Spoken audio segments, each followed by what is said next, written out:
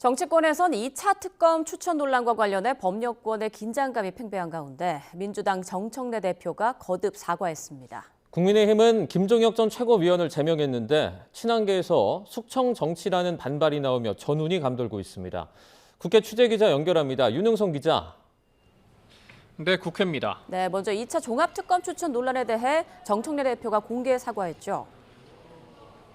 네, 정청래 대표가 최고위원회의에서 당의 모든 일의 최종 책임은 대표인 자신에게 있다며 고개를 숙였습니다.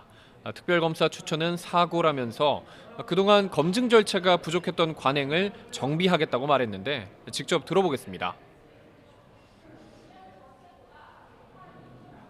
오늘 다시 한번 대통령께 누를 끼쳐드린 점에 대해서 대단히 죄송하다라고 다시 한번 사과의 말씀드립니다. 민주당이 2차 종합특검 후보자로 추천한 전준철 변호사가 김성태 전 쌍방울 회장 변호를 맡았던 사실이 뒤늦게 드러나 여건이 요동치고 있는데요. 정 대표는 어제 수석 대변인을 통해 사과한 것에 이어 이틀 연속 사과 뜻을 전한 겁니다.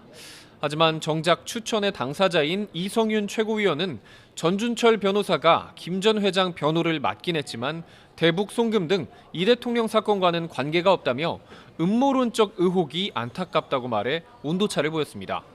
이 의원은 단지 소통이 부족했다며 세밀하게 살피지 못해 유감이라고 덧붙였습니다. 같은 자리에서 비당권파인 이현주, 강득구, 황명선 최고위원은 전 변호사 추천은 잘못된 일이라며 진지한 사과가 필요하다고 입을 모았습니다. 여기에 혁신당과의 합당 문제도 여전한 뇌관인데 내일 의원총회가 분수령이 될 전망입니다.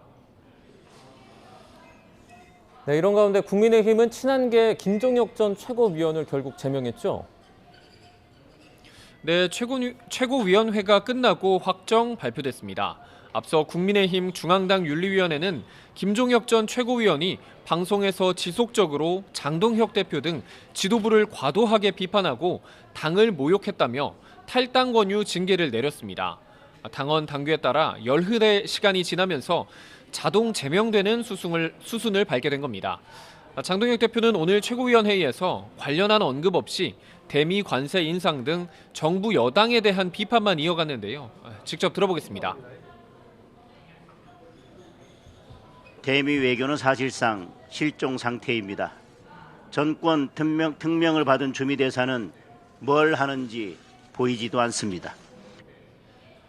중앙당 윤리위는 서울시당 위원장인 친한계 배현진 의원에 대해서도 서울시당 전체가 한동훈 전 대표의 제명을 반대한 것처럼 성명을 주도했다는 이유로 징계 논의에 착수했습니다.